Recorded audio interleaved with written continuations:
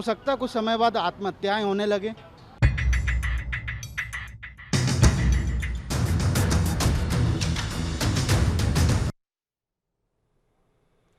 नमस्कार, आप देख रहे हैं एनबी न्यूज और मैं हूं आपके साथ योगेश पांडे। स्वागत है आपका स्पेशल बुलेटिन में।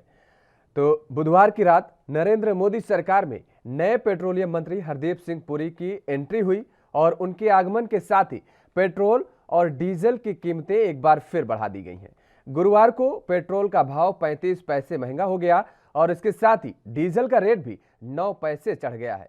तेल की कीमतों में हुई इस बढ़ोतरी के साथ ही 8 जुलाई को दिल्ली के घरेलू बाजार में पेट्रोल की कीमत बढ़कर 100 रुपये 56 पैसे प्रति लीटर हो गई है और डीजल भी 89 रुपये 62 पैसे प्रति लीटर पर पहुंच गया है।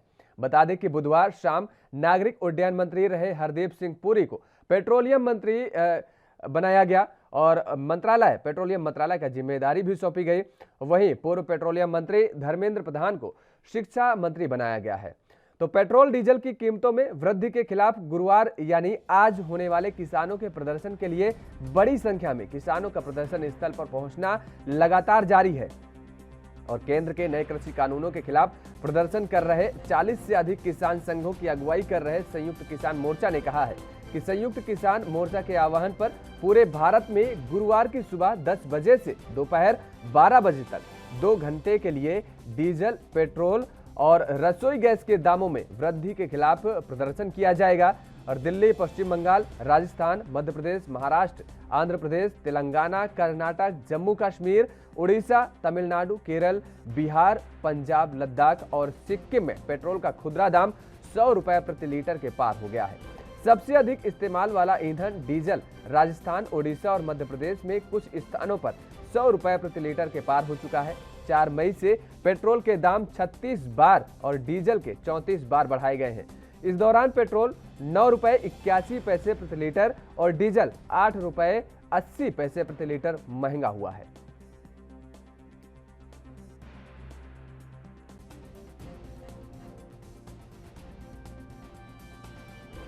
तो लगातार पेट्रोल और डीजल के दाम महंगे हो रहे हैं।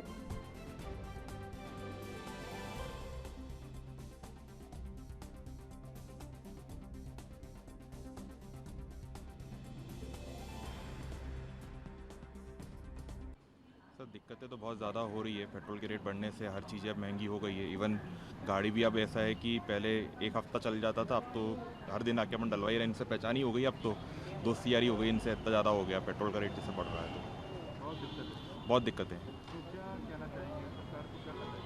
सर सरकार को तो इसमें एकदम मतलब बहुत कम पे लेके आना चाहिए इस चीज़ को, क्योंकि हर चीज़ों का रेट इसी कारण से ही बढ़ रहा है।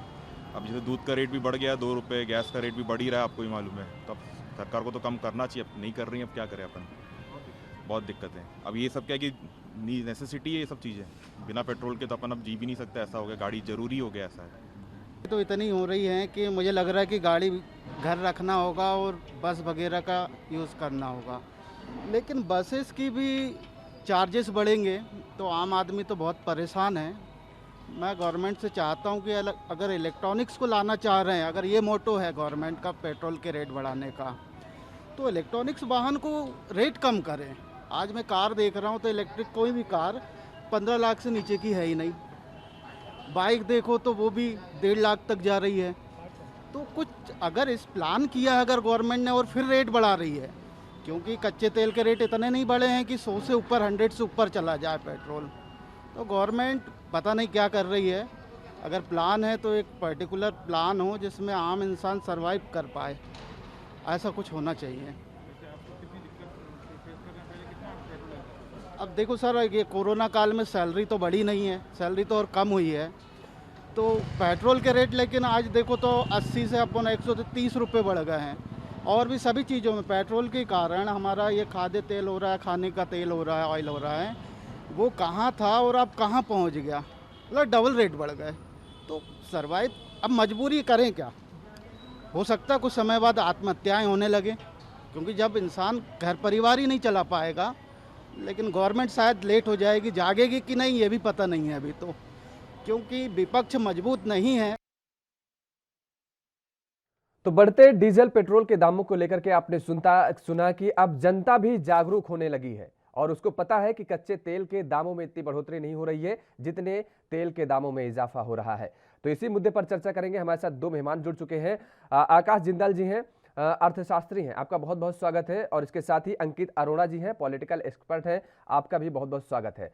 सबसे पहले आकाश जिंदाल जी आपके पास आएंगे कि अभी आपने भी सुना कि किस तरीके से लोग बता रहे हैं कि अब सरवाइव करना बेहद मुश्किल हो पा रहा है, क्योंकि पहले तो कोरोना ने उनकी कमर तोड़ रखी थी और जो व्यापारी थे उनका व्यापार कहीं ना कहीं चौपट होता नजर आया।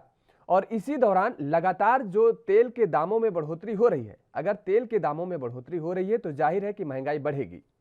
और क्या सरकार के पास कोई दूसरा रास्ता नहीं है अपने खजाने को भरने के लिए? क्योंकि अगर सरकार के नुमाइंदों से बात की जाए तो वो अक्सर इसी बात का हवाला देते हैं कि सरकार का खजाना भरा जा रहा है और देश हित में वो पैसा इन्वेस्ट किया जा रहा है। जी देखिए, ये बात मेरी ऑर्गेनाइजेशन आकाशजिंदल.in की तरफ से पिछले 2 महीने से कही जा रही है। आम आदमी की कमाई कम होती जा रही है, खर्चे बढ़ते जा रहे हैं और ये चीज एपरेंट है डेटा में।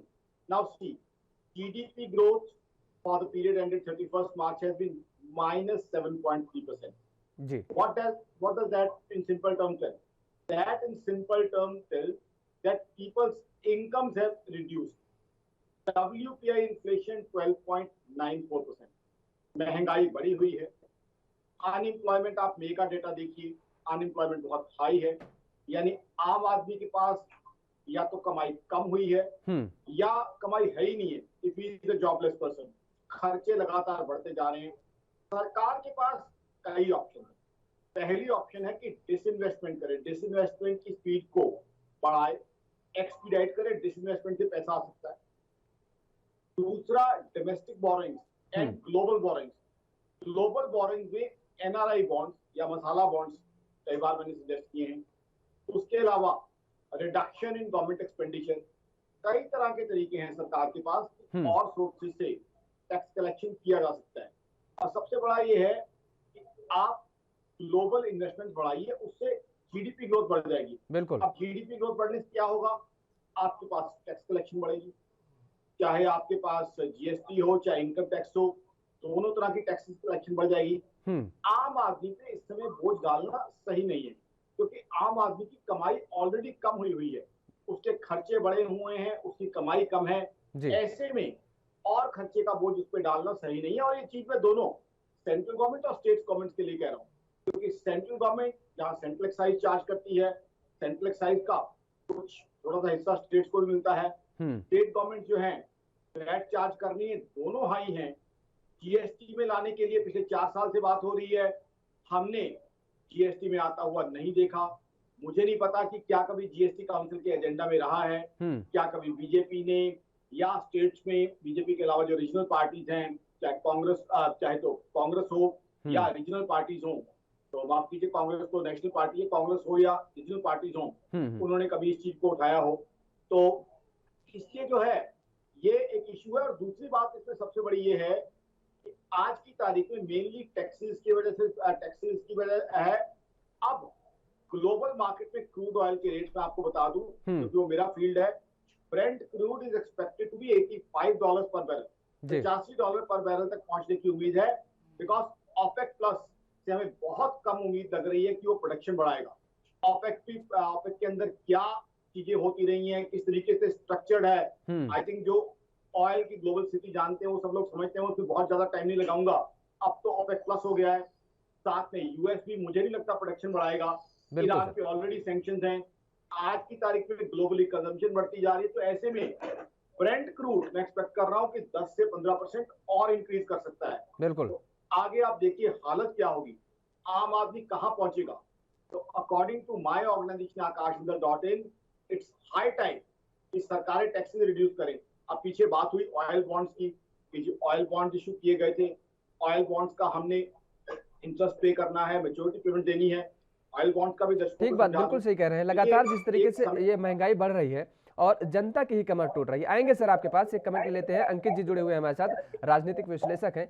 अंकित जी, क्या लगता है कि जिस तरीके से भारतीय जनता पार्टी जब विपक्ष में रहती थी केंद्र में, और केंद्र में कांग्रेस की सरकार हुआ करती थी, यही भारतीय जनता पार्टी के लोग और नेता, सीनियर लीडर जो थे, वो सड़कों पर प्रदर्शन करते थे और इसी मुद्दे को लेकर के, लेकिन क्या आज उनको यह मुद्दा नहीं दिखाई दे रहा है?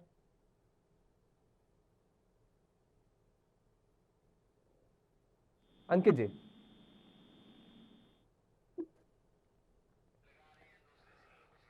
चलिए, शायद संपर्क नहीं हो पा रहा है, फिर से जुड़ने की कोशिश करेंगे। तो लगातार जिस तरीके से महंगाई बढ़ रही है, विकास का खेल लगातार क्या यही है? क्योंकि विकास की बात की जा रही थी और केंद्र में जब मोदी सरकार आने से पहले लगातार इस बात का दावा किया जा रहा था कि आने वाले समय में पेट्रोल और डीजल के दामों में कमी की जाएगी, क्योंकि तत्कालीन जब कांग्रेस की सरकार हुआ करती थी और विपक्ष में भारतीय जनता पार्टी हुआ करती थी, तब यही मुद्दा लेकर के शोरगुल, हल्ला गुल्ला मचाया करते थे भारतीय जनता पार्टी और कहती थी कि डीजल पेट्रोल के दामों में कंट्रोल किया जा सकता है। लेकिन आज खुद भारतीय जनता पार्टी की जब सरकार है तो वो कंट्रोल नहीं कर पा रही है डीजल पेट्रोल के बढ़ते दामों पर।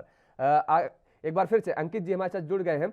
अंकित जी, वजह क्या है? जब भारतीय जनता पार्टी विपक्ष में हुआ करती थी तो यही मुद्दे उठाती थी और इन मुद्दों को लेकर के सड़कों पर हंगामा करती थी, लेकिन आज उसी भारतीय जनता पार्टी सरकार को ये मुद्दे दिखाई नहीं दे रहे हैं। प्रत्यारोप और भाषणों के तर्क पर यह बात कहना सही नहीं होगा। मेरा मानना है कि हम इसका एक टेक्निकल एनालिसिस करना बहुत जरूरी है। Technical analysis in the sense कि आज हमें पता है, आपको पता है कि पेट्रोल पर जो टैक्सेस है वो 58% है और जो डीजल पर है वो 52% है रिटेल सेलिंग प्राइस के ऊपर। और इस बात को भी समझने की आवश्यकता है कि जो ऑयल बॉन्ड यूपीए गवर्नमेंट के दौरान 2005 से लेकर 2010 तक के दौरान जो ऑयल बॉन्ड्स इशू किए गए थे मनमोहन सरकार जी द्वारा, उससे क्या हुआ, जो फिस्कल डेफिसिट का जो बर्डन है और उस टारगेट को हम लोग अचीव नहीं कर पाए। और आपको पता है ये ऑयल बॉन्ड्स गवर्नमेंट के द्वारा इशू किए जाते हैं to subsidise the cash flow basically. तो ये ऑयल कंपनीज पे जो बर्डन आया और एक डेट क्रिएट हुआ गवर्नमेंट के लिए, उस गवर्नमेंट उस डेट को पूरा करी। करीबन 1.4 लाख करोड़ का डेट है जो यूपीए गवर्नमेंट के थ्रू ऑयल बॉन्ड्स के थ्रू दिया गया। एंड टेक्निकल वे में अगर आप इस पर ध्यान दें, यूनियन बजट के एक्सपेंसेस में इस तरह के बॉन्ड इशू बॉन्ड्स को करना बिलो द लाइन बोला जाता है। This is the fact. अगर आप शीट उठाए तो आपको इस बात का वो होगा, आप इसको संज्ञान में ले पाएंगे। तो ये इस डेट को क्लियर करने के लिए आज मोदी गवर्नमेंट हर मुमकिन प्रयास कर रही है। नो डाउट टैक्सेस आ रहे हैं और उसको, उस बॉन्ड को, उस डेट को बढ़ा जा रहा है और इसके कारण पेट्रोल के प्राइसेस बहुत अपने चरम सीमा में पहुंच चुके हैं।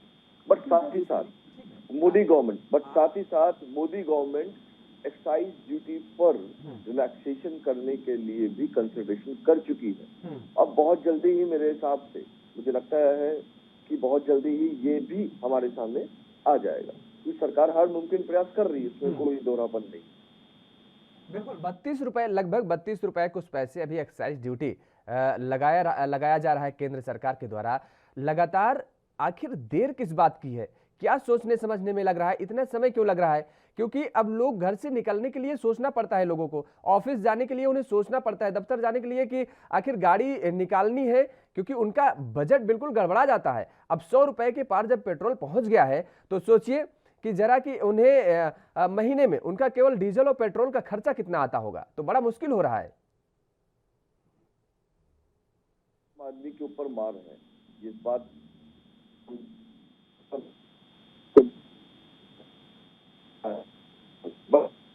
हम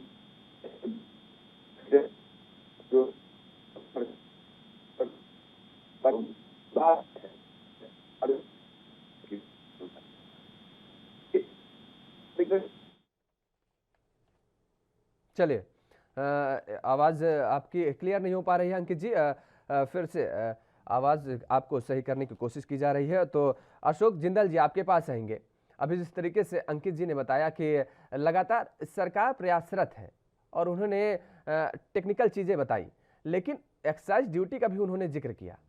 क्या लगता नहीं है कि सरकार को अब तक ये कदम और ठोस कदम उठा लेना चाहिए था? और क्योंकि सरकार को इस बात का अंदाजा है और बखूबी पता है कि देश की आवाम का इस दौरान क्या हालात है, स्थिति क्या है और उनकी आर्थिक स्थिति क्या है, बिल्कुल कमर टूटी हुई है, तो क्या नहीं लगता है कि अब तक ये ऐसे कोई बड़े कदम उठाने चाहिए थे सरकार को? जी मेरे मित्र, मेरा नाम आकाश जिंदल है। आकाश जिंदल, तो जी प्लीज जो है please take my name properly. जी Akash ji, humble and friendly request to you जी and my organization is known as Akash Jindal dot. देखिए मैं अंकित को पूरा सुन नहीं पाया। जहां तक एक्साइज रिडक्शन की बात है, यस, मेरे हिसाब से सेंट्रल गवर्नमेंट को सेंट्रल एक्साइज रिड्यूस करना चाहिए, ये मेरी डिमांड रही है। I have been vehemently demanding this. दूसरा, स्टेट्स को भी वैट कम करना चाहिए। दूसरा जो अभी इन्होंने पॉइंट रेज किया ऑयल बॉन्ड्स का, देखिए पहले तो दर्शकों को आम भाषा में क्लैरिफाई कर दूं, ऑयल बॉन्ड्स क्या थे। देखिए वो एक वक्त था जब क्रूड ऑयल की ग्लोबल मार्केट प्राइसेस बहुत ज्यादा थी। हिंदुस्तान में पब्लिक को सब्सिडी पे दिया जा रहा था पेट्रोल और डीजल। अब उसकी जो सब्सिडी है या कंपनसेशन है या जो सब्सिडी है, जो डिफरेंस है, उसका बोझ कौन ले रहा था? वो गवर्नमेंट ले रही थी और गवर्नमेंट ने अल्टीमेटली ऑयल मार्केटिंग कंपनीज को कंपनसेट करना। इसलिए ऑयल बॉन्ड इशू किए गए जिनकी एक पीरियड के बाद मेच्योरिटी थी। अब उनकी जो है कुछ समय से उनकी मेच्योरिटी और इंटरेस्ट लिमिट आ रही है। बट वहां मेरा ये मानना है, एक तरफ जहां इंटरेस्ट और कुछ मेच्योरिटी पेमेंट की लायबिलिटी है आज की सरकार पे, वहीं आज की सरकार के ऊपर के पास एक बहुत मेजर सेंट्रल एक्साइज की कलेक्शन भी आ रही है। तो मेरे हिसाब से ऑयल बॉन्ड की रीपेमेंट जो है उतना बड़ा इशू नहीं है। बिकॉज आप देखिए ऑयल बॉन्ड की साल की लायबिलिटी कितनी है जी, कितना इंटरेस्ट पे करना है, कितना प्रिंसिपल पे करना है और कितनी एक्साइज की कलेक्शन है। लेकिन साथ ही साथ प्रधानमंत्री मोदी साहब, जिनको मैं आज तक का बेस्ट प्राइम मिनिस्टर मानता हूं और जिन्होंने इकोनॉमी के फ्रंट पे बहुत अच्छा काम किया पिछले 7 साल, उनको मैं ये रिक्वेस्ट करना चाहूंगा, उनकी पार्टी को ये रिक्वेस्ट करना चाहूंगा कि सेंट्रल एक्साइज रिड्यूस किया जाए। साथ ही साथ कांग्रेस जो दूसरी नेशनल पार्टी है जो कई स्टेट्स में है या रीजनल पार्टीज, उनको भी रिक्वेस्ट करना चाहूंगा कि आप भी स्टेट्स का वैट कम कीजिए या जीएसटी में लेके आइए। बिकॉज आज की तारीख में आम आदमी को रिलीफ देना बहुत जरूरी है, और ना सिर्फ आम आदमी को, इकोनॉमी से भी। क्योंकि होगा क्या, जब आम आदमी कंफर्ट हो जाएगा, when we'll be able to comfort that common man, then there would be money in the hands of common man. Now what would happen is, once there's money in the hands of common man, the common man would go and spend that money in the market. One man's expenditure is 50 other people's income. So what would happen is, the cycle of economy would start functioning. तो बहुत जरूरी है आम आदमी के हाथ में पैसा आए जिससे डिमांड रेज हो, और डिमांड रेज होगी तो आप देखिए किस तरीके से इकोनॉमी चलेगी जी। आज भी आप देखिए डिमांड कहीं ना कहीं कोरोना के बाद रेज होना शुरू हो गई है। ठीक है, हेल्थ एंगल पे कुछ लोगों को शायद वो चीज अच्छी ना हो, बट आप टूरिज्म देखिए, टूरिज्म कितना ऑल ऑफ सडन बढ़ के आया है। ठीक है, हेल्थ एंगल के एंगल से, कोरोना के एंगल से शायद लोगों का क्राउडिंग एक जगह पे पसंद ना किया जा रहा हो, बट वो क्या है, डिमांड है, demand for tourism, demand for eating out. तो इंडिया की जो बेसिक पावर है, demand and the resilience of Indian economy and the buying power of common man, उस बाइंग पावर को हमें इंटैक्ट रखना है। वो बाइंग पावर कब इंटैक्ट होगी, जब आम आदमी के हाथ में पैसा होगा। बिल्कुल, आम आदमी को रोटी, कपड़ा, मकान, I mean food, shelter and clothing, और उसके अलावा जो 2 एसेंशियल और हैं, हेल्थ एंड एजुकेशन, उसके अलावा उसके हाथ में पैसा होना चाहिए ताकि वो बाजार में जाए, खरीदारी करे, मल्टीप्लेक्स में फैमिली के साथ जाए, पिक्चर देखे, बाहर जाए रेस्टोरेंट में। उससे क्या होगा, बाहर जाए, नई बाइक खरीदे, नई शॉपिंग करे, नई गाड़ी खरीदे, उससे क्या होगा। लेकिन सर यहाँ तो जरूरतों की चीजें नहीं पूरी हो पा रही ना। आप तो पिक्चर देखना, बाजार में जाना, शॉपिंग करना या फिर मूवी देखना, ये तो सब बहुत दूर की चीज हो गए, सपने हो गए इन आम लोगों के लिए। जो मिडिल क्लास की फैमिली का है, लोअर का तो खैर कभी हो ही नहीं सकता मुझे लगता है, जो मिडिल क्लास की फैमिली है उनके लिए भी ये चीजें अब सपने हो गए हैं। जी हाँ, बिल्कुल आपने सही कहा, यही तो मैं बात कर रहा हूँ। जिसको आपने सपने कहा, अब ये सपने क्यों हो गए? I think it's a brilliant question. ये चीजें जो इकोनॉमी को चलाती हैं, यही तो मेरा प्रश्न है कि वो सपने क्यों हो गए हैं, क्यों सपने माना जा रहा है उनको। क्या एक मिडिल क्लास फैमिली के पास हक नहीं है कि 2 महीने में एक बार जाके वो बाहर पिक्चर देख के आए? क्या एक मिडिल क्लास फैमिली के पास हक नहीं है कि 3 महीने में जाके वो शॉपिंग करे? क्या एक मिडिल क्लास फैमिली के पास हक नहीं है कि वो अभी तक 70-80 हजार की बाइक पे घूमते थे, आज वो 4 लाख की गाड़ी खरीदना जो है का टारगेट करे? ऐसे तो इकोनॉमीज प्रोग्रेस करती हैं, ऐसे तो कंट्रीज प्रोग्रेस करती हैं। बिल्कुल, यही तो ग्रोथ है, यही तो प्रोग्रेस है, यही तो डिमांड है। यही जो है मेरा आपको जवाब है कि ये ऐसा सपना नहीं होना चाहिए। It shouldn't be a far fetched dream. एक ऐसी चीज होनी चाहिए जो मिडिल क्लास को अवेलेबल होना चाहिए। क्यों कर हम इस पोजीशन पे आ गए कि मिडिल क्लास के लिए हमने इसको एक फार फेच्ड ड्रीम बना दिया है, जबकि एक नेचुरल वे में ये सब चीजें मिडिल क्लास को मिलनी चाहिए। जो व्यक्ति 10 से 12 घंटे काम करता है, अपने परिवार के लिए परिश्रम करता है, उसके लिए मेहनत करता है, he toils for his family, doesn't he have the right to take his family out for an outing once a month or twice a month?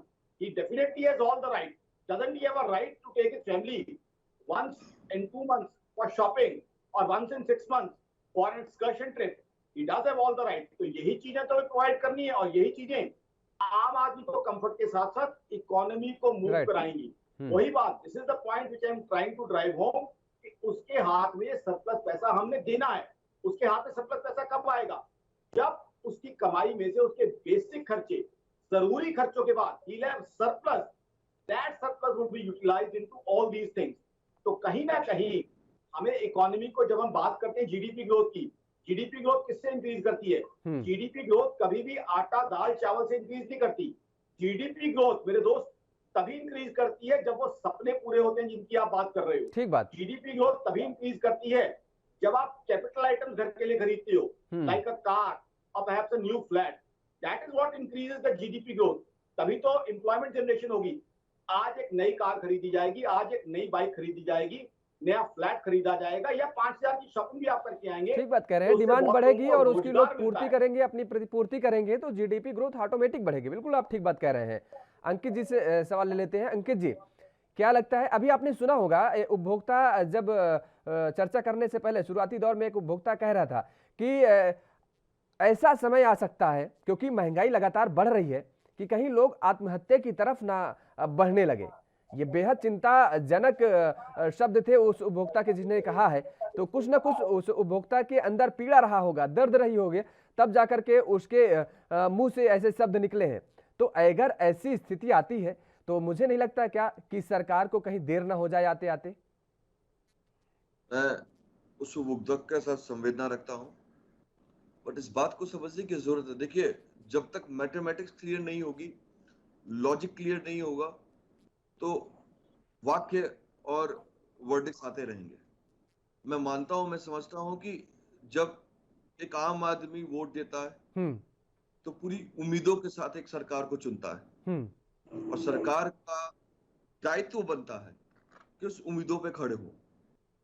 But मैं रिसेंटली फाइनेंशियल एक्सप्रेस का डेटा देख रहा था सरकार का, तो मुझे पता लगा कि अराउंड 1.13 लाख करोड़ का डेट यूपीए गवर्नमेंट के द्वारा भारत सरकार पे छोड़ दिया गया और अभी तक 1750 करोड़ के 2 बॉन्ड ही इश्यू हुए, which accounts to 3500 crore rupees, जिसके 2 बॉन्ड अभी तक दिए गए और आने वाले अक्टूबर 2021 और नवंबर 2021 में 5,000। लेकिन अभी आपने सुना होगा कि आकाश जिंदाल साहब बता रहे थे कि बॉन्ड इशू होना या बॉन्ड इतना इफेक्ट प्रभाव नहीं करता है जिस तरीके से रेट बढ़ रहे हैं, क्योंकि अब ये जनता भी जान गई है क्रूड ऑयल का रेट क्या है। वो अभी आपने उसके पहले सुना, वो भी बता रहे थे कि क्योंकि उनको पता है कि इतना महंगाई बढ़ नहीं रही है जितना हम तेल का कीमत जो है पे करते हैं।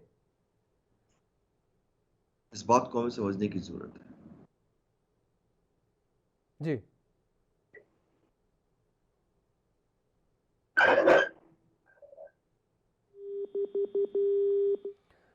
चलिए, अंकित जी का फोन कट गया है, शायद संपर्क नहीं हो पा रहा है। फिर से एक बार जुड़ने की कोशिश करेंगे। और लगातार जिस तरीके से महंगाई बढ़ रही है और हमारे साथ अर्थशास्त्री आकाश जिंदल जी जुड़े हुए हैं। आकाश जी, क्या लगता है कि जिस तरीके से, वही सवाल आपसे कि अभी जिस तरीके से वो एक उपभोक्ता ये बता रहा था कि आने वाले समय में स्थितियां ऐसी न कहीं हो जाएं कि उन्हें कुछ ऐसा कदम उठाना पड़े। और अगर ऐसी स्थितियां पैदा होती हैं तो मुझे लगता है देश के अंदर भयावह स्थिति पैदा हो जाएगी और सरकार को एक बार फिर से अपने देरी से लिए गए निर्णय पर, या जब देरी से निर्णय लेगी सरकार तो उस पर सोचना पड़ेगा, मंथन करना पड़ेगा और उसको इस बात का शायद एहसास भी होगा कि उसने कदम उठाते उठाते कहीं सरकार की तरफ से देरी हो गई है। देखिए, सरकार ने कुछ कदम तो बहुत टाइमली उठाए हैं। I salute our prime minister, जो उन्होंने 5 किलो अनाज का कार्यक्रम हमारे सब गरीब भाई बहनों के लिए रखा है। तो उससे क्या है, जो व्यक्ति आज जिसको भोजन का इश्यू था, तो जो प्राइम मिनिस्टर ने स्टेप लिए है, I think I salute our prime minister, that's a great step. बहुत अच्छा फायदा होगा। लेकिन अब मिडिल क्लास की बारी है। मिडिल क्लास जो इस देश की इकोनॉमी को चलाता है, जो इस देश की स्ट्रेंथ है, आई थिंक हमें डिसीजन लेना चाहिए और डिसीजन जल्दी लेना चाहिए। चाहे पेट्रोल डीजल को जीएसटी में लाया जाए, चाहे इसके टैक्स रेट कम किए जाए, चाहे जो ग्लोबल क्रूड ऑयल यहाँ पे आ रहा है जिस रेट पे, उसको सब्सिडाइज किया जाए। जैसे मैंने आपको कहा है कि ब्रेंट क्रूड, वो क्रूड जो हम हिंदुस्तान में इस्तेमाल करते हैं, आज ओपेक प्लस या आने वाले समय में यूएस, उनकी प्रोडक्शन की आप डायनेमिक्स, उनकी स्ट्रेटेजीज देखिए। ईरान पे ऑलरेडी जो है, आज की तारीख में आप देखिए, ईरान पे ऑलरेडी सैंक्शन लगे हुए हैं। तो कल को अगर ब्रेंट क्रूड के रेट, एक पॉसिबिलिटी है, मेरी ऑर्गेनाइजेशन आकाशगंगा.in का मानना है that they can cross $85 per barrel. Where would we be? हम कहाँ होंगे, कहाँ पहुंचेंगे हम? तो कहीं ना कहीं ये क्वेश्चन हमें एड्रेस करने होंगे। दूसरा एक चीज जो मैं हमेशा उठाता आया हूँ नेशनल और ग्लोबल चैनल पे, हिंदुस्तान आज हमारे प्राइम मिनिस्टर के विजनरी एफर्ट्स की वजह से हम 5th लार्जेस्ट इकोनॉमी बन चुके हैं। क्या 5th लार्जेस्ट इकोनॉमी को एक ग्लोबल एनर्जी के बेस पे, ग्लोबली इंपोर्ट जो होती है एनर्जी, इंपोर्टेड एनर्जी के बेस पे कंट्री चलनी चाहिए? हमारे यहाँ इंडिजिनस प्रोडक्शन होनी चाहिए। तो मेरा ये मानना है कि न्यूक्लियर पावर को हमें प्रेफरेंस देनी चाहिए। चाइना ने देखिए न्यूक्लियर एनर्जी के मामले में क्या किया है। I think we should focus on nuclear power. आज हम छोटी मोटी कंट्री नहीं है। आज आप देखिए, our name is being taken along with Germanys and Japan of the world. आज क्या है, यूएस के बाद चाइना, जापान, जर्मनी, उसके बाद हम है।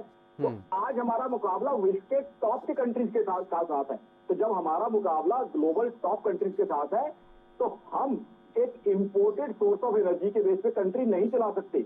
हमें इंडिजिनस एनर्जी, न्यूक्लियर पावर की तरफ बढ़ना होगा, ताकि जो है, आज हम 5th लार्जेस्ट इकोनॉमी बने हैं, जो हमारे प्राइम मिनिस्टर का सपना है कि हमारी इकोनॉमी बहुत बड़ी बने, और आई थिंक हम में दम है कि हम 3rd लार्जेस्ट इकोनॉमी बन सकते हैं। उसके लिए हमें इंडिजिनस सोर्स ऑफ एनर्जी अपने यहाँ पैदा करने होंगे। बिल्कुल, इंडिजिनस सोर्स ऑफ एनर्जी को हमें बढ़ावा देना होगा।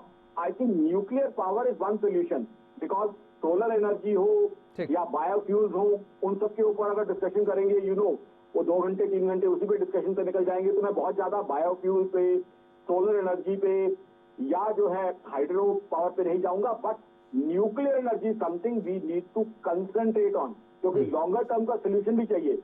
अभी अगर सरकार मेरी रिक्वेस्ट मानती है, टैक्स कम कर देती है, तो मैं तो सरकार का बहुत धन्यवाद करूंगा मेरी ऑर्गेनाइजेशन आकाशगंगा.in की तरफ से।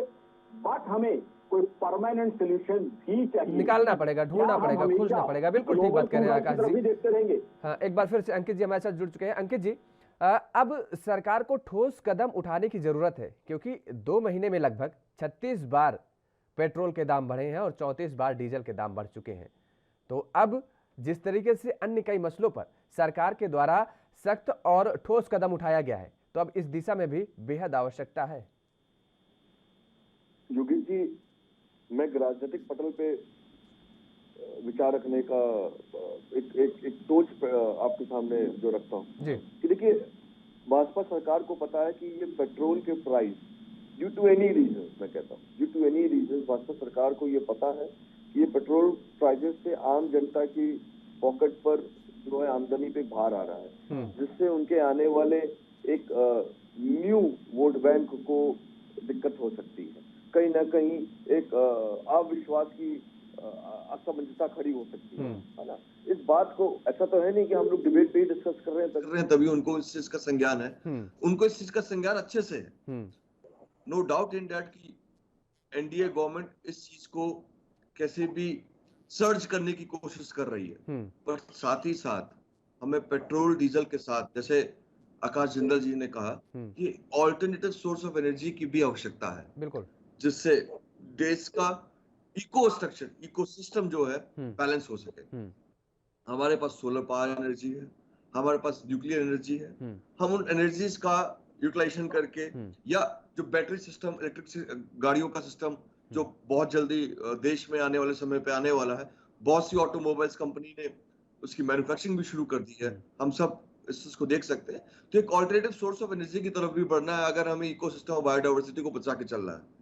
और साथ ही साथ इस पेट्रोल और डीजल का जो डेट है प्लस जो टैक्सेस है उसको ऐसा मैनेजमेंट करना है कि एक आम आदमी के ऊपर जो भार पड़ रहा है उसको हम कम कर सके। ये बात सत्य है कि दिक्कतें हैं और उस दिक्कतों का निवारण करने के लिए थोड़ा सा सरकार को समय देना चाहिए। हम समझ सकते हैं कि जब 2014 से पहले माननीय मोदी जी ने एक नारा उठाया था पेट्रोल को कि मैं 35 रुपए 40 रुपए में ले आऊंगा, बट इन जनरल जब सरकार ने पद संभाला, जनादेश उन्हें मिला, तो जब वो डेट की रिसीट उनके पास आई है, जो बॉन्ड्स उनके पास आए, तो पता लगा कि ये इतना उधार सरकार के ऊपर ऑलरेडी है और विद इंटरेस्ट की बढ़ता जा रहा है लाखों करोड़ों। लेकिन 7 साल हो गया, तो उसकी भी मैनेजमेंट की जरूरत है। अंकित जी 7 साल हो गए, 7 साल काफी समय होता है, अब तक तो कुछ कि जब बॉन्ड्स इश्यू किए जाते हैं वो 15 से 20 साल के लिए किए जाते हैं और ये कार्य 2005 से लेकर 2010 के बीच में किया गया। हाँ, और इस बॉन्ड्स को जब इश्यू किया गया, मैं कहता हूँ यूनियन बजट एक्सपेंसेस में इसे इस तरह के बॉन्ड को इश्यू करने को बिलो द लाइन बोला जाता है, ये टेक्निकल वर्ड यूज किया जाता है। तो 2005 से 2010 में इसके डिफरेंट फ्रीक्वेंट मंथ्स में जो है पे आउट्स है, तो 2 पे आउट अभी हो चुके हैं 1750 करोड़ रुपए के। आने वाले अक्टूबर 2021 और नवंबर 2021 में 5000 करोड़ के ईच बॉन्ड पे आउट होंगे। इस बात को हमें समझने की आवश्यकता है कि जब अब आप बैंक से लोन लीजिए तो जो ईएमआई उसकी बंदी होगी जिस फ्रीक्वेंसी में, उसी तरीके से आप उसको पे करेंगे ना। आप उसे फोरक्लोजर की तरफ भी जाएंगे तो वो आपके एक क्रेडिट सिस्टम को दबाव देगी और उसको डिफॉल्ट करेगी। इस बात को समझिए। लेकिन अंकित जी सवाल तो यही उठता है ना, सरकार के पास उसको पे करने के लिए, बजट को इकट्ठा करने के लिए और दूसरे भी रास्ते हो सकते हैं और तमाम सारे रास्ते खुले हुए हैं।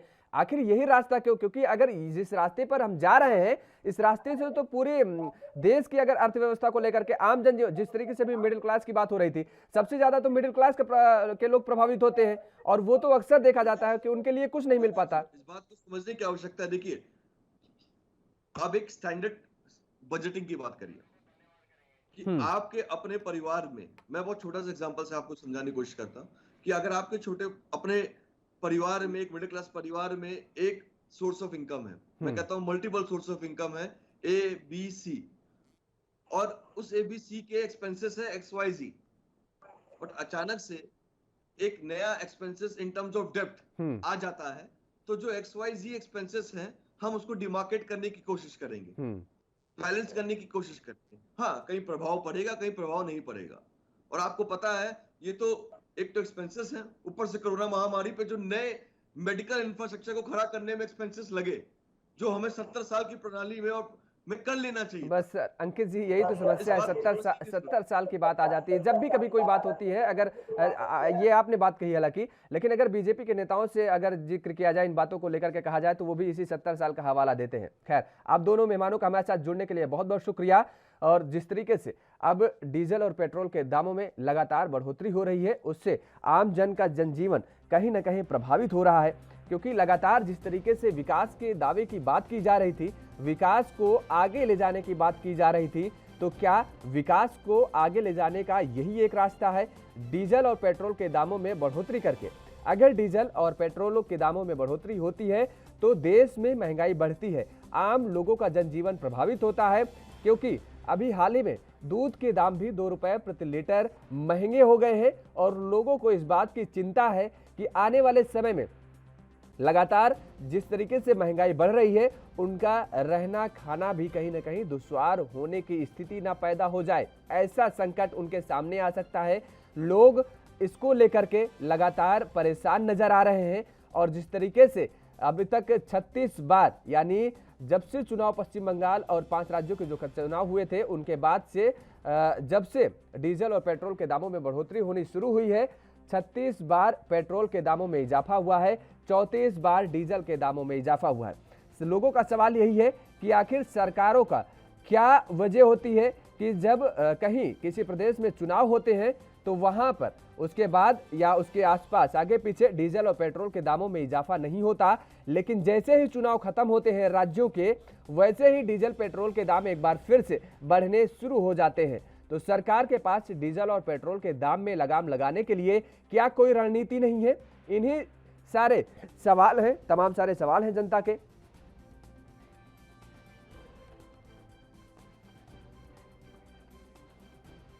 और इसी खबर पर ज्यादा चर्चा के लिए हमारे साथ भारतीय जनता पार्टी की तरफ से उमेश सिंह जुड़ चुके हैं। बहुत बहुत स्वागत है उमेश सिंह जी आपका। धन्यवाद आपका भी पांडे जी। जी उमेश सिंह जी, जिस तरीके से लगातार महंगाई बढ़ रही है, लोगों का आम जनजीवन प्रभावित हो रहा है, चुनाव हुए 5 राज्यों में, तब तक डीजल पेट्रोल के दामों में कोई इजाफा नहीं हुआ। उसके बाद जब से शुरू हुआ इजाफा, लगातार इजाफा ही इजाफा हो रहा है। 36 बार पेट्रोल के दाम बढ़ चुके, 34 बार डीजल के दाम बढ़ चुके हैं। अब बताइए लोग करें तो क्या करें? निश्चित तौर पे पांडे जी ये बिल्कुल स्वाभाविक है, लोगों का डरना। रेट बढ़े हैं, ये अंतरराष्ट्रीय इंटरनेशनल मार्केट के ऊपर डिपेंड करता है और इससे पूरी तरह से हमारे पेट्रोलियम मंत्री जी भी, ये पूरी सरकार जो है इससे लगे हुए हैं कि इसका कोई न कोई एक अस्थायी हल निकले, क्योंकि ये बहुत सालों से जो है इनकी कंपनियों के ऊपर छोड़ दिया गया था, वो चल रहा है। इससे कुछ न कुछ कंट्रोल करने के लिए पूरा प्रयास चल रहा है कि किसी तरह से कंट्रोल हो। जी, और हमारे साथ आरपी रतूड़ी जी भी जुड़ चुके हैं, कांग्रेस से हैं। आरपी जी आपका बहुत बहुत स्वागत है। जी नमस्कार। आरपी जी, क्या लगातार जिस तरीके से डीजल और पेट्रोल के दाम बढ़ रहे हैं, क्या राय है कांग्रेस की और आपकी? कांग्रेस की राय नहीं है, कांग्रेस की तो ये पांडे साहब आप भी जानते हैं, देश की राय है कि जिस तरह से 4 रुपए बढ़ने पर गैस का सिलेंडर सर पे रख करके सड़कों पे आने वाले भारतीय जनता पार्टी के लोग आज लगभग 5-6 महीने में 150-200 रुपए का तो गैस सिलेंडर बढ़ गया, 100 के पास डीजल और पेट्रोल चला गया। इसके बाद भी इनको वो बातें, अच्छे दिन की जो सपने दिखाए थे आदरणीय मोदी साहब ने, वो नहीं दिखते हैं। तो फिर अगर यही अच्छे दिन है तो भाजपा को मुबारक हो। सवाल देश का है, सवाल किसी कांग्रेस का नहीं है, किसी पार्टी का नहीं है, ये देश की जनता का शोषण का है। क्या वजह है कि सभी जगह जो हमारे लगे हुए जो देश हैं वहाँ डीजल पेट्रोल सस्ता है, तो भारत में ही ऐसी क्या आग लग गई कि कच्चा तेल प्रति बैरल सस्ता है और यहाँ महंगा मिल रहा। तो सरकार लोगों को एक तरफ तो कोरोना काल में रोजगार नहीं दे पा रही है, लोग बेरोजगार हो गए, और एक तरफ आप जो है लोगों को निचोड़ने में लग गए। केवल डीजल पेट्रोल बढ़ने से केवल गाड़ियों का वो नहीं बढ़ेगा, अरे आम खाद्य सामग्री बढ़ेगी, आम व्यवस्थाएं बढ़ेगी, सब्जी दाल ये सारा महंगा होगा। ट्रांसपोर्टेशन तो गाड़ियों से होगा ना, तो जब डीजल पेट्रोल महंगा होगा तो देश खुशहाल कैसे हो सकता है? ये भारतीय जनता पार्टी के लोगों से हम पूछना चाहते हैं कि जो अच्छे दिन के आपने सपने दिए थे, क्या यही अच्छे दिन थे? उमेश सिंह जी बताइए, क्या यही अच्छे दिन थे? क्योंकि जिस तरीके से आप लोगों ने सरकार में आने से पहले अच्छे दिन के सपने दिखाए थे, और आप भी ये बात का जानते हैं कि लगातार जब आप विपक्ष में रहते थे उस दौरान डीजल पेट्रोल के जब दाम बढ़ते थे तो आप लोग किस तरीके से सड़कों पर प्रदर्शन करते थे, गैस सिलेंडर लेकर के सड़कों पर धरना प्रदर्शन करते थे और दावा करते थे कि डीजल और पेट्रोल के दामों में लगाम लगाई जा सकता है, लेकिन सरकार नाकाम है इसलिए लगाम नहीं लग पा रही है। तो क्या आज वही हालात आपके साथ है?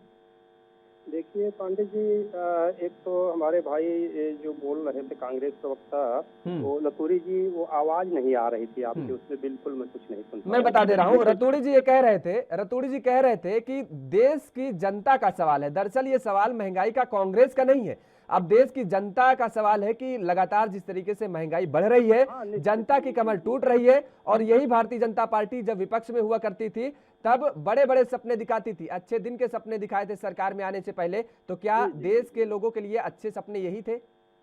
जी समझ गया पांडे जी। देखिए ऐसा है पंडित जी, आप भी तो काफी जानकार हैं और मीडिया में है, तो आपसे ज्यादा कौन समझ पाएगा। ये जो है लतूड़ी जी का ये कहना एकदम बिल्कुल ठीक है, और ये हम भी करते थे। और विपक्ष में रह करके अगर हम पक्ष के, सत्ता के खिलाफ या पब्लिक के लिए, जनता के लिए आवाज नहीं उठाएंगे तो विपक्ष का फिर और कोई काम नहीं रह जाता है, ये निश्चित है। हम भी विपक्ष में थे तो ये निश्चित करते थे, और मेरा फर्ज बनता था ये आवाज उठाना। आज जो अच्छे दिन की बात है, अच्छे दिन निश्चित आए हैं, वो शायद नहीं समझ में आ रहा है। केवल पेट्रोल और डीजल के लिए भाजपा के माननीय नरेंद्र मोदी जी को प्रधानमंत्री केवल डीजल पेट्रोल के लिए नहीं बनाया गया था। ये देश के सबसे बड़ा विवाद जो चल रहा था, राम मंदिर के लिए बनाया गया था। सबसे बड़ा जो अखंड भारत था, उसको वो खंड भारत था, उसको अखंड भारत बनाने के लिए राम मंदिर के लिए बनाया गया था। लेकिन राम मंदिर में भी आप जिस तरीके से लगातार कह रहे हैं, और ट्रस्ट जिस तरीके से कह रहा है डोनेशन करिए भाई, डोनेशन तो लोग तब करेंगे ना जब उनकी जेब में पैसा होंगे। जब उनकी जेब में पैसे ही नहीं होंगे, जिम्मेदारी ये भी बनती है, एक बहुत बड़ी जिम्मेदारी है। अगर देश की कमान किसी के हाथ में सौंपी जाती है तो डीजल पेट्रोल के दामों में जिस तरीके से आप कह रहे हैं कि उनको केवल इसके लिए नहीं बनाया गया था, जाहिर है उनको पूरे देश की कमान संभाली गई थी तो हर चीज के लिए बनाया गया था। लेकिन डीजल और पेट्रोल के दाम में जब इजाफा होता है तो देश की जो महंगाई होती है उसमें कहीं ना कहीं प्रभाव पड़ता है, फर्क पड़ता है, और आम लोगों के जनजीवन में भी कहीं ना कहीं इसका खासा फर्क देखने को मिलता है। हाँ, निश्चित पांडे जी। देखिए, डीजल और पेट्रोल के लिए हमने जो कुछ वादा किए थे माननीय प्रधानमंत्री जी, उससे पूरी तरह से जो है उसको पूरा किए, और पूरा देश खुश है इस चीज से।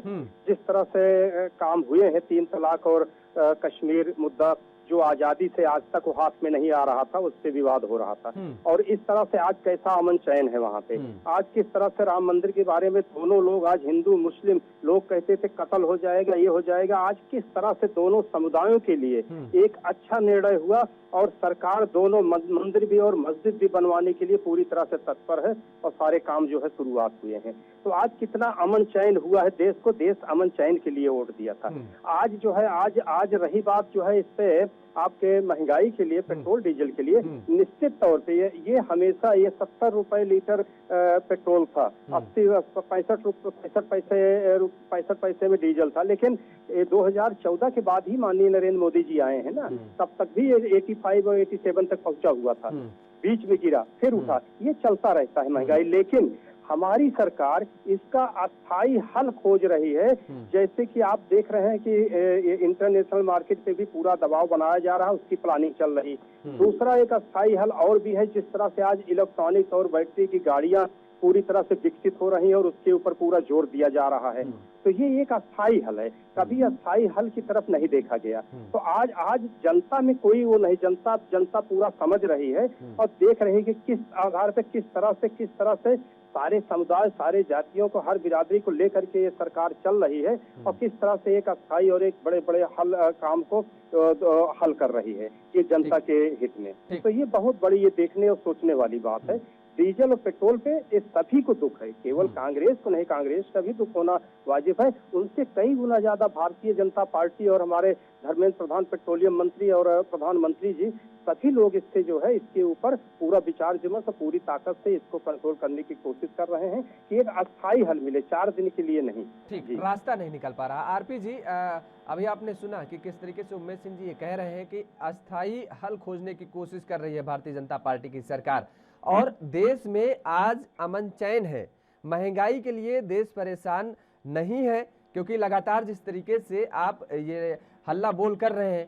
जगह जगह पर कई प्रदेशों में आपके आंदोलन भी चल रहे हैं, आप धरना प्रदर्शन भी कर रहे हैं, तो क्या ये सब बेकार कर रहे हैं आप?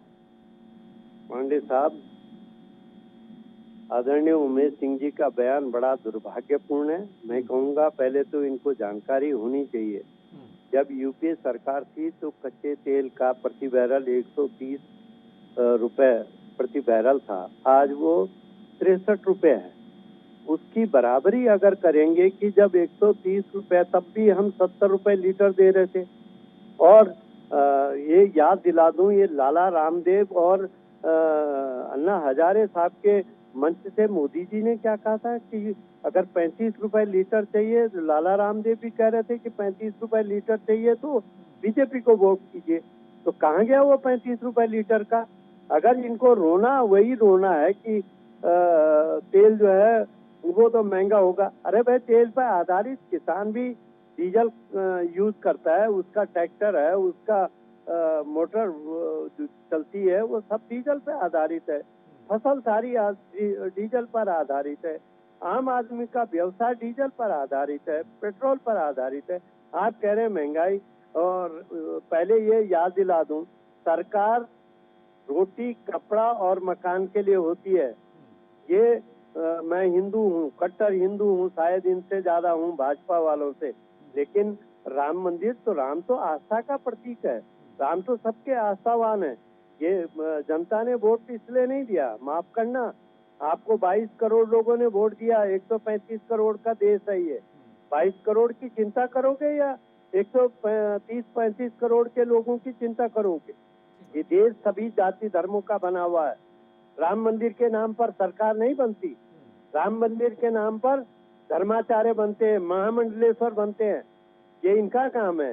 मैं भी देता हूँ, मैं कांग्रेस का व्यक्ति हूँ, लेकिन राम के नाम पर निश्चित तौर पर चाहे शिला पूजन हो, उसमें अपना योगदान देता हूँ, पर इसका मतलब नहीं मैं भाजपा का हो गया हूँ। राम हमारी आस्था का प्रतीक है, ये भाजपा का ब्रांड एम्बेसडर नहीं है, ये पूरे विश्व का हिंदू सनातन व्यवस्था का श्रद्धा है।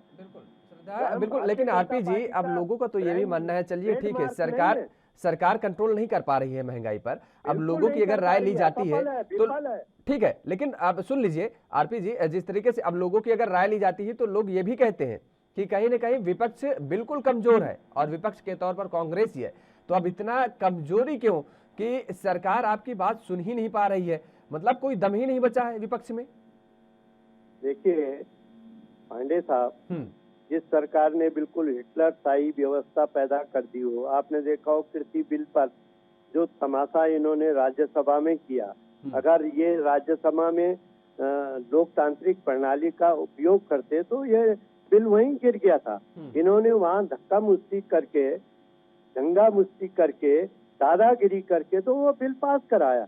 तो वो किसानों के, ये तो लोकतांत्रिक व्यवस्था के लोग न पहले हितैषी थे न अब हैं, ये तो व्यापारियों के, हम दो हमारे दो, ये ठीक कहा राहुल गांधी ने, ये तो हम दो हमारे दो का फॉर्मूले में चल रहे हैं। केवल आडवाणी, अंबानी, मोदी और शाह साहब, भाजपा तो केवल मोदी और शाह हैं।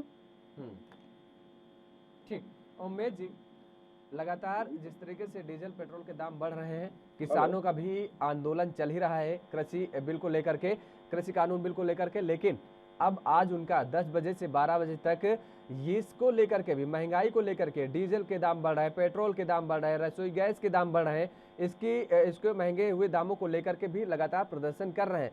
तो अब क्या उन किसानों को लेकर के भी, क्योंकि किसान के लिए अब डीजल बेहद महत्वपूर्ण होता है और अब वो भी तो 100 का आंकड़ा टच करने को आ गया है, और आप कहते हैं कि किसान हितैषी सरकार है। देखिए पांडे जी, जो आंदोलन कर रहे हैं वो अब उनको हम बहुत ज्यादा वो नहीं कह सकते हैं कि वो केवल किसान है, ये बिल्कुल सिद्ध हो चुका है। क्या क्या हालात हो रहे हैं, किस तरह से वहाँ क्या क्या कर्म हो रहे हैं, क्या क्या किस किस तरह से पूरा देश देख रहा है इनकी सबकी मानसिकता को। ये केवल इनको किसानों का, गरीबों का हित की जरूरत नहीं है, इनको अपने एयर कंडीशन रूम बना करके आराम कर रहे हैं, और क्या क्या कर्म हो रहे हैं मैं मुझसे बोल भी नहीं सकता हूँ, आप सबको मालूम है। तो इस हालात में ये कभी किसान इस तरह का काम नहीं करता। किसान हमारे साथ है, किसान जो है वो पूरा अपनी खेती कर रहे हैं, अपनी किसानी में लगे हैं। क्या किसान एयर कंडीशन में नहीं रह सकता? उम्मीद जी, क्या किसान एयर कंडीशन में नहीं रह सकता? निश्चित तौर पे, लेकिन अपनी किसानी करते हैं, काम करते हैं और अपने घरों में एसी लगा के रहते हैं और ठाठ से रहते हैं। हमारे देश का किसान सबसे स्वाभिमानी है, ईमानदार है, मेहनती है, वो किसान है। लेकिन हमारे देश का किसान जो कर्म इन लोगों ने किया है और कर रहे हैं, जो पूरा देश दुनिया देख रही है, ये किसान कभी जो है इस तरह का हमारे देश का किसान नहीं कर सकता है। अच्छा ठीक है, इन आंदोलनरत किसानों को आप किसान नहीं मानते हैं, सभी के किसान नहीं मानते हैं, लेकिन उन किसानों का क्या जो खेतों में जो इस तरीके के लिए, ठीक है उम्मेद जी, आज हमारे माननीय प्रधानमंत्री जी ने दिया लोगों को सुविधा दिया, लोगों को पैसे की व्यवस्था किया गरीब किसानों के लिए कि उनको कमी ना आए, खाद पानी खरीद सकें। आज जो है जिस तरह से किसानों के लिए फसल बीमा किया गया, जिस तरह से किसानों को सुविधा दिया गया है, हर तरह से उनको चाहे यूरिया हो चाहे हो, लोग पाते नहीं थे यूरिया की, फसल नहीं बो पाते थे, रोपाई नहीं कर पाते थे। आज किसान बहुत आगे आ चुका है। आज 7-8 सालों में आज स्थितियां, किसान खुशहाल है, लेकिन किसान का के नाम पे ये लोग बदनाम कर रहे हैं किसानों को। ये इनको छोड़ देना चाहिए। जिस तरह से कर्म हुआ वो आप लोगों से कोई किसी से छुपा नहीं है। लेकिन क्या कहा जाए इस तरह के किसानों को? ठीक है उमेश जी, आप इनको किसान नहीं मानते, आंदोलनरत जो लोग हैं, लेकिन उनको किसान को तो मानेंगे जो इस तरीके का कड़ी धूप में, जबकि 1 मिनट बाहर सड़क में खड़े होना दुश्वार हो जाता है धूप में, और वो सुबह से लेकर के शाम तक खेत में लगातार लगे रहते हैं, काम करते हैं, फावड़ा करते हैं, और लगातार डीजल के दाम जिस तरीके से बढ़ रहे हैं, उनको खेतों में सिंचाई करने के लिए 100 का आंकड़ा टच करने को है, और कई राज्यों में तो कई जगह पर 100 का आंकड़ा टच भी कर गया है डीजल। तो क्या उनको परेशानी का सामना नहीं करना पड़ेगा? उनको सिंचाई करने के लिए, अपने खेतों को पानी देने के लिए सोचना नहीं पड़ेगा 100 बार? देखिए पांडे जी, एक चीज बड़ा सामने है, जो तथ्य जो सामने है प्रेजेंट में, जो देखा है लोगों ने, केवल कह के सुनाने वाली बात हम लोग नहीं करते हैं। आज आपने देखा है कि किसानों की हालत पे मैं अब कुछ नहीं बोलूंगा, जो है वो सब आप लोगों के सामने है। उनको किस तरह से किसान कहा जाए कि ना कहा जाए, लेकिन जो हमारे सही किसान हैं वो लोग इतना खुशहाल है, वो पूरा देश का किसान खुशहाल है, उनको सारी सुविधाएं दिया जा रहा है। और उनके लिए ये लोग किसान विरोधी लोग हैं, केवल मात्र किसान विरोधी लोग हैं, जो चंद लोग जुटे हुए हैं। जिन लोगों ने आज किसानों के लिए कितनी सुविधा, कितना चीज जो है, चाहे फसल बीमा हो, चाहे उनको 6000 रुपए सालाना हो, चाहे जो है यूरिया हो, चाहे बहुत सारी चीजों की सुविधा दिया गया। रहने के लिए किसान गरीब लोगों के लिए छत दिया जा रहा है, जो 50-65 सालों में नहीं हुआ वो आज 7 सालों में करके दिखाया गया। विद्युतीकरण पूरे गांव में दिया गया गरीब को, किसान को, सबको, जो आज 55 सालों में, 60 सालों में नहीं हुआ था, वो 7 सालों में करके दिखाया गया। आज किसानों की हालत वहीं से अंदाजा लगा लीजिए कि किसान, जो सही किसान है वो इनको कितना मान रहे हैं कि ये लोग कलकत्ता तक चुनाव लड़ने, केवल चुनाव लड़ने, राजनीतिक पार्टियों के एजेंट हैं और कोई नहीं है। किसान सही किसान नहीं है। इन लोगों ने वहां तक गया, वहां की क्या जनता ने दिखाया? उस जनता ने जहां पे भाजपा आजीवन आजादी से आज तक नहीं थी, वहां पे जो है स्थापित किया, जो है वहां की जनता ने 3 सीट से 70 सीट ला करके पहुंचा दिया आज बंगाल में। आज अभी भी आंखें नहीं खुल रही है। तो ये लोग केवल पॉलिटिकल पार्टियों के, और मैं कहता हूं कि ये किसानों के, जनता के, जो किसान 1% जो ये एजेंट हैं पार्टियों के, विरोधी पार्टियों के, उनके एजेंट हमारे जो है किसान भाइयों का, 80 करोड़ किसान भाइयों का नुकसान कराने पे तुले हैं। हमारे माननीय प्रधानमंत्री बार बार चैलेंज किए हैं और वादा किए हैं आय दुगनी करने के लिए, और ये लोग सब पे रोड़ा अटका रहे हैं। आज सालों से देखो इसको रोक के रखे हैं, और केवल इसके ऊपर ड्रामा। इनको बुलाया जाता है, बात करने के लिए कहा जाता है, उससे तैयार नहीं।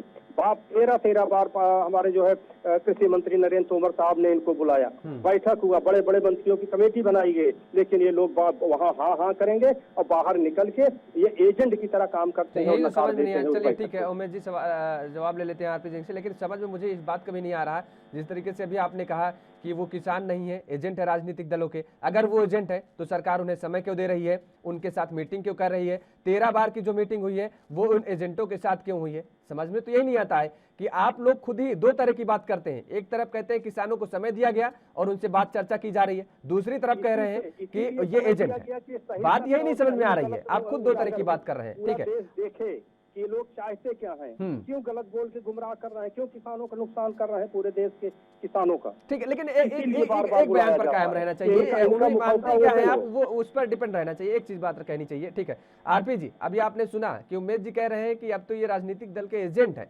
समझ में तो मुझे भी नहीं आई है। दूसरी बात ये कि उन्होंने तो एक रास्ता खोज लिया है कि भाई ये 70 साल का नतीजा है जिस तरीके से। अब आखिर आम जनता गर्दन पकड़े तो पकड़े किसकी?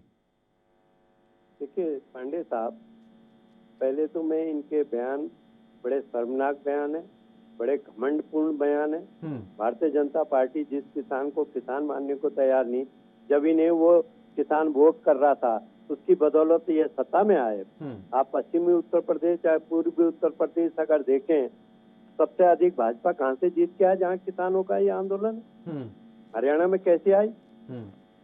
जब उनको किसान नहीं मानते हैं और एक चिल्लाने का काम करते हैं कि सम्मान दिया, सम्मान आप 500 रुपया प्रति माह के हिसाब से 6,000 रुपए साल का आप सम्मान दे रहे हैं और डीजल में आप प्रति एकड़ 2,500 रुपए बढ़ा रहे हैं। आप गैस में जो 375 रुपए का सिलेंडर हमने छोड़ा था उसे आपने 840 का कर दिया। आप 500 रुपए महीने दे रहे हैं और आप 3,000 रुपए महंगाई बढ़ा रहे हैं। वो किसान को सम्मान दे रहे हो या उसका अपमान कर रहे हो? ये तो केवल उसका अपमान है कि आप 500 रुपए महीना दे करके उसे भिखारी बना रहे हो। आप उसके कृषि उपकरण में आपने जीएसटी लगा दी, आपने ट्रैक्टर पे जीएसटी लगा दी, जो पहले यूपीए कार्यकाल में, कांग्रेस कार्यकाल में टैक्स फ्री होता था, उस पे आपने टैक्स लगाना शुरू कर दिया। आप कहते हैं किसान सम्मान की बात, आप कहते हैं किसान उत्थान की बात। अरे दोहरे चरित्र की बात न करो, दोहरे मुंह की बात मत करो, स्पष्ट कहो कि हम केवल अडानी और अंबानी के लिए ये व्यवस्था पैदा कर रहे हैं, केवल उनको अमीर बना रहे हैं। क्या वजह है? कोरोना काल में पूरे देश की जीडीपी -23 चली गई और अडानी अंबानी की संपत्ति 260% बढ़ गई। ये कैसे संभव हुआ? देश गरीब हुआ और अडानी अंबानी अमीर हुआ। ये दो बातें कैसे हुई जरा बताएं। ये प्रधानमंत्री जी के जो चहेते लोग हैं यही कैसे अमीर हो गए? आम आदमी तो गरीब हो गया, आम आदमी का रोजगार छिन गया, आम आदमी का निवाला छिन गया और दो आदमी 260% अमीर हो गए, उनकी संपत्ति बढ़ गई। ये कैसे हुआ? केवल मोदी साहब की मेहरबानी से। और ये केवल उन दो लोगों के लिए, चाहे वो कृषि कानून हो, चाहे या आपका देखें रक्षा उपकरण का मामला हो, जिस अनिल अंबानी ने कभी रक्षा उपकरण नाम की बला नहीं देखी, उसे राफेल का मेंटेनेंस का 30,000 करोड़ एडवांस कर दिया आपने। कैसे कर दिया भाई? वो जानता नहीं है। बिल्कुल एचसीएल करती थी जो रक्षा उपकरण तैयार करती, उससे छीन करके अनिल अंबानी को आप देते हैं। तो आप केवल दो परिवारों के लिए इस देश को बर्बाद करना चाहते हैं। ठीक बात आरपी जी, जितनी जिम्मेदारी सरकार की बनती है आम जनता को, देश के जनता को, उतनी ही विपक्ष से भी कहीं ना कहीं उम्मीदें लगी हुई हैं, बनी हुई हैं कि वो जनता के साथ खड़े हो और जनता के मुद्दों को उठाने का काम करे ताकि सरकार सही डिसीजन, सही निर्णय ले सके। आप दोनों मेहमानों का हमारे साथ जुड़ने के लिए बहुत बहुत शुक्रिया। तो लगातार डीजल और पेट्रोल के दाम बढ़ रहे हैं, लोग परेशान हो रहे हैं और लोग अब कहीं ना कहीं उनका जनजीवन प्रभावित हो रहा है। भारतीय जनता पार्टी वही रोना रो रही है एक बार फिर से पिछले 70 साल का। लेकिन अब वक्त आ गया है, मुझे लगता है कि सरकार को ठोस और कड़े निर्णय लेने का, महंगाई पर लगाम लगाने के लिए भी। इस बुलेटिन में फिलहाल मेरे साथ इतना ही। आप देखते रहिए ANB न्यूज। लुट गए, हाँ लुट गए।